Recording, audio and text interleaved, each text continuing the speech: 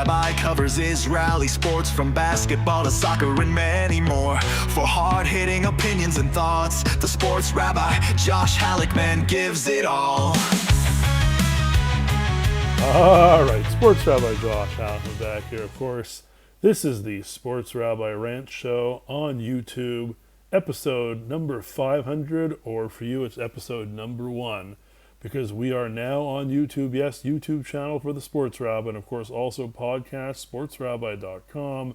We are all over the place, bringing you the best of Israeli sports here from the land of Israel and the holy city of Jerusalem. Of course, make sure you check us out at the Sports Rabbi Twitter, Facebook, Instagram, sportsrabbi.com for the latest and greatest news, both in English and in Hebrew. We deliver to you in both languages, and of course, it is awesome to be here with you on this 500th show of the Sports Rabbi, and of course it's number 1 of Sports Rabbi Rants. The rant today is going to be pretty simple, folks. Hapoel Jerusalem, Bnei Herzliya, semifinal, Israel State Cup, in Jerusalem at the arena. It was unbelievable. It was an incredible game. It was fantastic. It had everything. It had drama. It had guile. It had guts. It had battle. It had whatever you wanted to see in a basketball game or any type of sporting event. And of course, who was the top of the top once again for Hapoel Jerusalem? It was none other than Jared Harper. Jared Harper with 24 points really came up huge in the second half. He was fantastic, absolutely brilliant, was able to get over a tough first half, and talk a little bit about that coming up. But he took the ball to the hoop. He did what he needed to do. Bnei Herzliya was pretty tough. Hugh Orland had his guys really wired up for this game. There was some terrific play. But boy, did Jared Harper come through in the clutch for Hapoel Jerusalem to take them to the final, where they're going to face the winner of the Tel Aviv Derby. That's going to take place on Monday night back at the Jerusalem Arena at 9:15 p.m. Israel time, between Maccabi Tel Aviv, Hapoel Tel Aviv. And again, the final will take place Thursday night at 9 p.m. in front of the President of Israel, Isaac Herzog. Lots of action there. Jared Harper was just terrific. He was great. Came into the post-game press conference, got to ask him a little bit about, what happened in that first half. It wasn't his usual self. He was having a tough time getting to the hoop, tough time getting free, take a shot. Second half, much better in that area. And he basically said that, he had a little bit of a tough time and had to kind of find his way and free himself up, and he adjusted, and that's what he did. Yonatan Alon, head coach of Hapoel Jerusalem, also spoke about Jared Harper and how that, they were very physical with him in that first half, more so than usual, and he wasn't happy about it. He said, but he would have done the exact same thing, because really that's the only thing that stopped Jared Harper this year. Jared Harper has won the MVP in the Euro Cup game day week after week after week after week, and I'm not just talking about the Hapoel Jerusalem MVP. I'm talking about for the whole competition. He has been absolutely spectacular.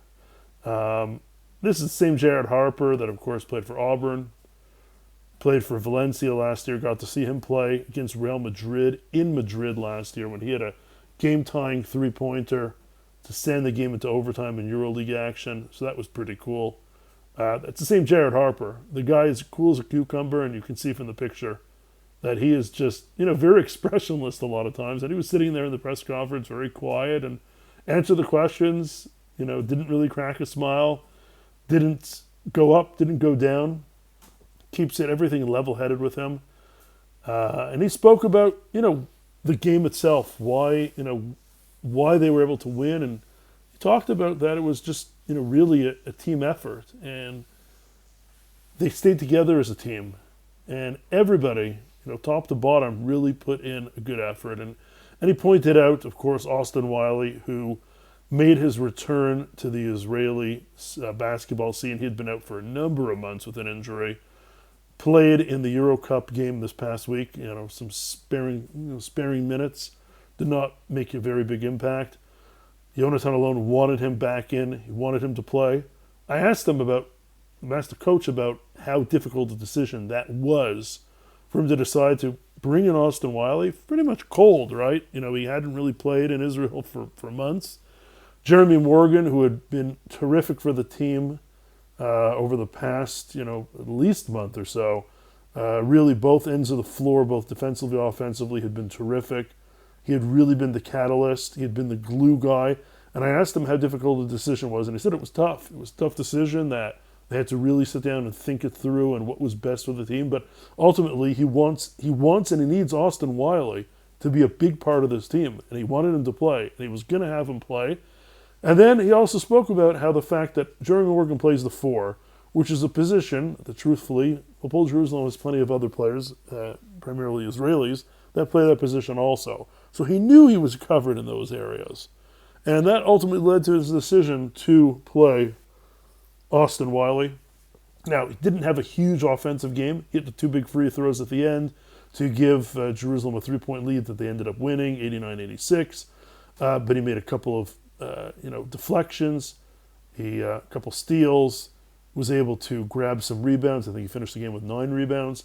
He was terrific in those minutes on that end of the floor. But Jonathan Alon also knows that it's going to take him time to really reintegrate him back into the team. And I think you saw, especially in the first half, even though Jerusalem was up by a few points going into halftime, 42-39, Jerusalem was never in a rhythm. I don't even think they were in a rhythm most of the game. Herzliya pretty much dictated the pace of this game. Anytime that Jerusalem started to try to break away, they couldn't break away too fast. Got up by 5, 6, 7, 8 points, maybe even 9, 10 points. At one point it was about 74-64. But they weren't able to get past that, and, New Orleans' team was able to slide back in. And kudos to a number of his players for being able to do that.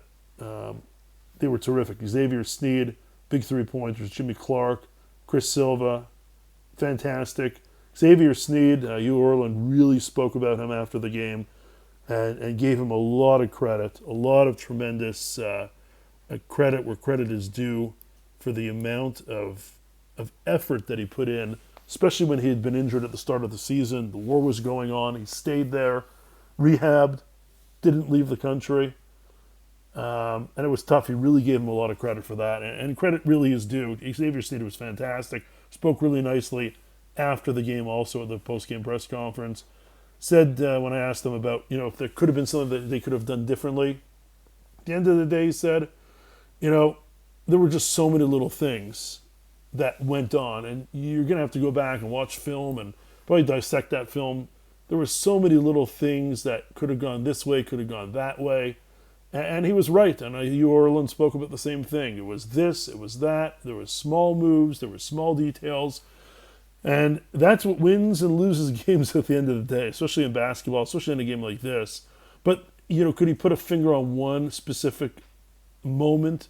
Probably not. And it was a bunch of different things that happened within the course of that 40 minutes. But they were able to pick up obviously, Jerusalem was able to pick up the win. And to move on, Yovel Zusman, we should talk about him for a minute. He's just been absolutely fantastic.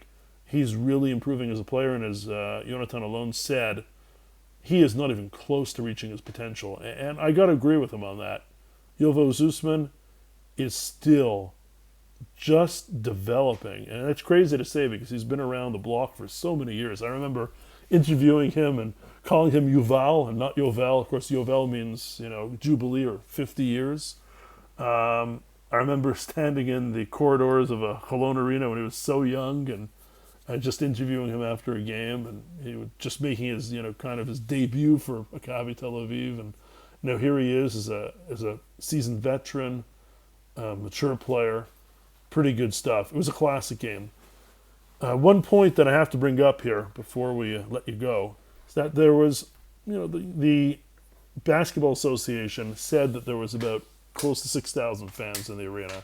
Didn't look like there were 6,000 fans there. Ultimately, Jerusalem could not have been happy with the amount of their local fans that showed up for this game. We know that the prices were an issue.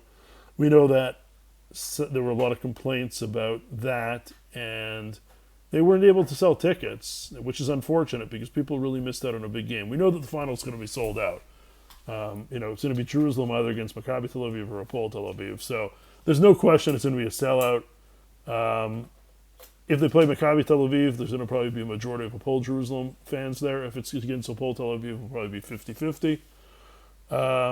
But ultimately, Jerusalem fans got to do better. Got to show up. Got to be there for your team. The prices, I know that they were a little bit more expensive. I get that. If you're a real fan of your team, you've got to show up. And I think Maccabi Tel Aviv had a little trouble selling their tickets. So we're going to have to see how many fans are going to show up to the game on their side on Monday night back at the arena. That is what we're all looking forward to. And finally, just two other items here on the Israel sports scene. Maccabi Tel Aviv in soccer defeated Kiryat Shmona 2-1 and Nemanja Stojic brace. And of course, Monday night there's a Haifa derby up at Sami Ofer Stadium to keep an eye on as well. So I hope you enjoy this show. This is going to be one of hopefully many coming up. And make sure you subscribe to us. Click that like button. Subscribe, as Patrick Beverly says. Subscribe to the pod. Subscribe to this, Sports Rabbi Rants. We want to be there for you. We're going to bring you to this on a very frequent basis. Make sure you listen to us. Check us out. And, of course, this was episode number 500, but also really episode number 1. It was nice to have you at the Sports Rabbi, Twitter, Facebook, Instagram, sportsrabbi.com. For the latest and greatest news, both in English and Hebrew, we deliver to you in both languages. Adios from now, from the holy city of Jerusalem.